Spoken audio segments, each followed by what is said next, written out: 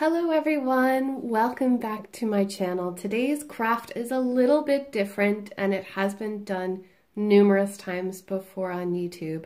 So I am definitely just sharing this with my followers and subscribers because I think that it's cool and it's a part of where I am now living. I'm going to be making a St. Bridget's cross, or it can also be known as like an Imbolc cross. It's basically a symbol to show the beginning of the new year and a start of something new and fresh and exciting. So if you're interested in learning how to make one of these, then please stay tuned. I want to first just put out the word that my friend Sean made an excellent video explaining the ins and outs. So I will link him just up here in the eye above. He is a fantastic storyteller. He has a thick Kerry accent, and if you're interested in watching him and subscribing to him, I'd really appreciate it. He puts a lot of effort into making his videos. Now, the way that I'm going to be making this is the traditional way, which is with rushes. Rushes are a type of plant that grows here in Ireland, especially in boggy or wet areas, and I do live in the southwest of Kerry, and it's very, very rainy here.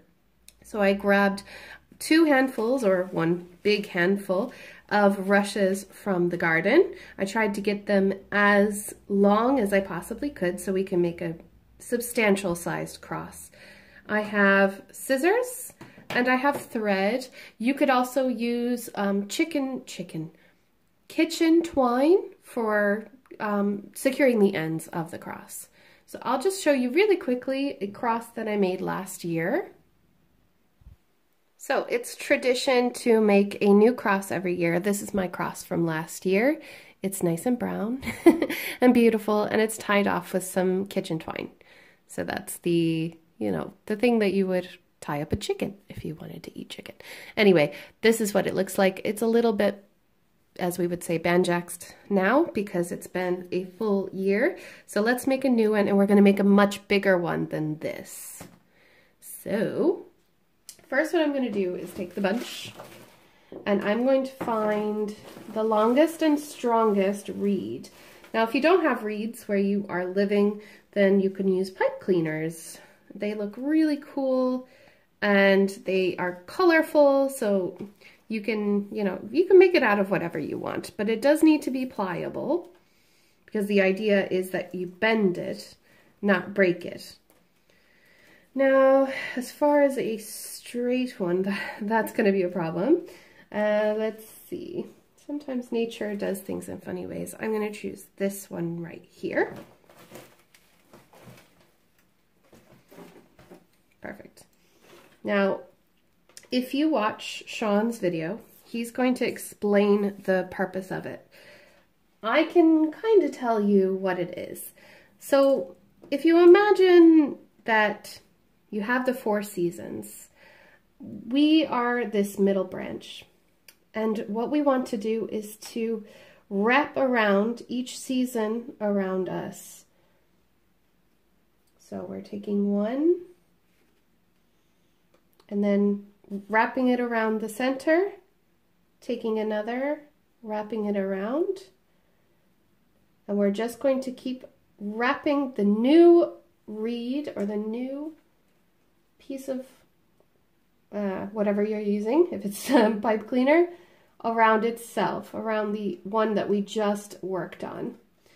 Reeds are a little tricky at first because they are slippery, which is why pipe cleaners are such a great thing for this project. However, I would recommend that you use something natural because it will look amazing. Trust me. It is a little finagly at first. So with that, we're just going to go see where we are now. We're back at the beginning. I'm just going to fold this and keep going. And what it's going to do is make layers.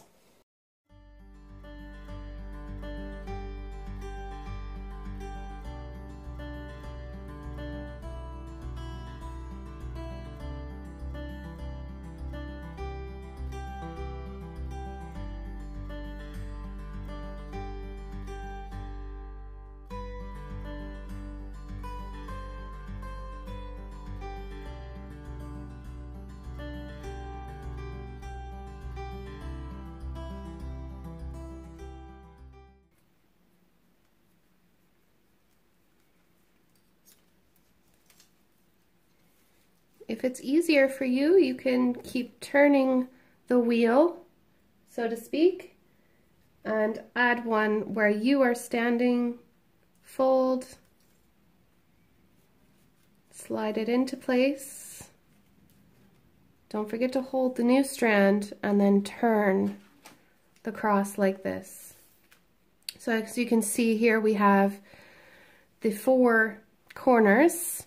These are the seasons, and as we go along, each season is the same length and the same strength as the others. It's all even across the board. It's to represent the power of, you know, nature, and how it should give you hope for the new year to come, because this time of year does bring quite a lot of depression in people, and it can make you feel like you don't have any hope.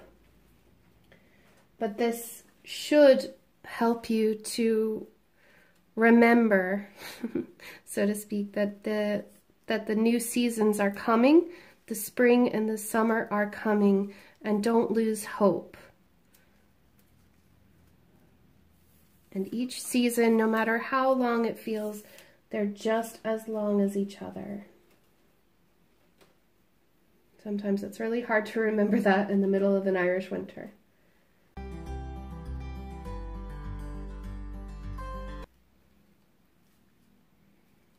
At this stage, I'm wiggling the reeds together to tighten their bond, and so that I can get a few more added to my cross.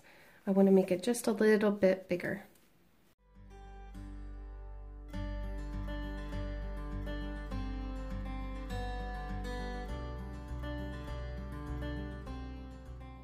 Okay, that looks like a good size to me. Now we're going to finish the cross. So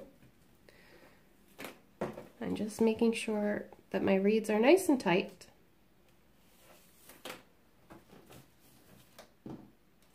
As you can see, we have the smallest inner layers, and they overlap one by one. I'm just making sure that they aren't smushing anything. No, everything is in order. You'll see that it works itself out. So you'll have the beginning strands all the way to the end strands, which is why it's important to get them all relatively the same length, because you want a long end to your cross. So here I have my thread. I'm holding this down because I don't want it to go anywhere. Now, you can probably see why twine is a good idea. It's quite rustic looking, but it's also stronger. So what I'll do, I'm going to hold it down with my scissors here so it doesn't go anywhere. It's not going to jump away or anything. I'm going to double my thread. Whoops, get back on there. So I just doubled my thread, and now I'm going to quadruple my thread. So just folding it over twice. That should give you a nice thick band. I'm going to come to the end here, if you can see, as far down as I want. So I like to keep mine as proportional as possible. I'm looking at the other arms to see what the longest arm is going to be, or the shortest arm, and I think it's that one up there, so I don't want to go too far down on this one. And then we're just going to make a simple knot.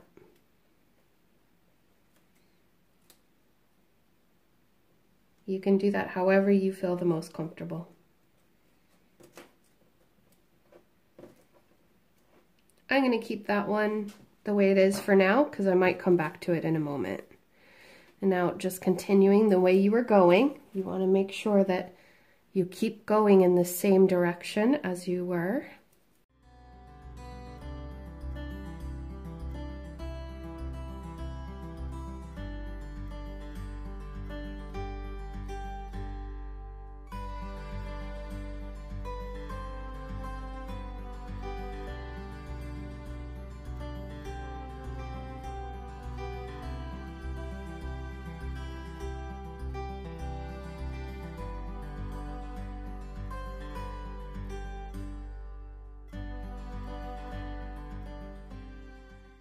Okay, so all of our ends are done.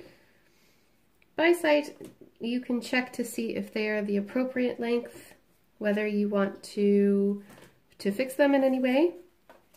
Like on this one, I'm going to move the reeds a little bit so that this holds a little straighter on the side. You can finagle it however you want, strengthen the bonds, and voila, you will have a Bridget's cross. Something I like to do is to cut off the ends a little bit, just to make them a little bit more even.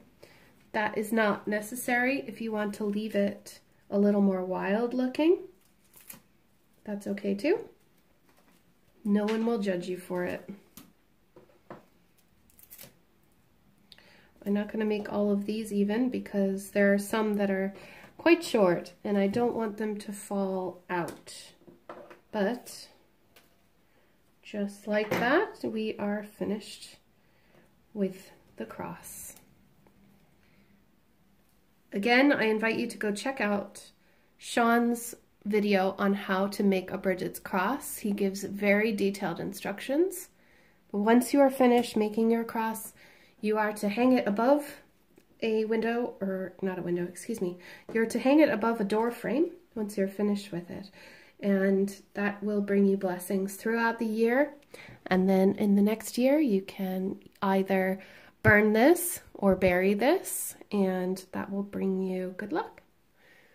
Okay, so guys, that is how to make a Bridget's cross. If you are interested in learning a more in-depth reason for why they are made and how they're used and everything, please go check out Sean there up in the cards or down below in the description. He has a very good way of explaining why it's made and what it symbolizes. So I would really, really love for you to check him out and all of his stories as well. Thank you so much for watching this little video, and I hope you have a wonderful, wonderful springtime. Take care, everybody. Bye!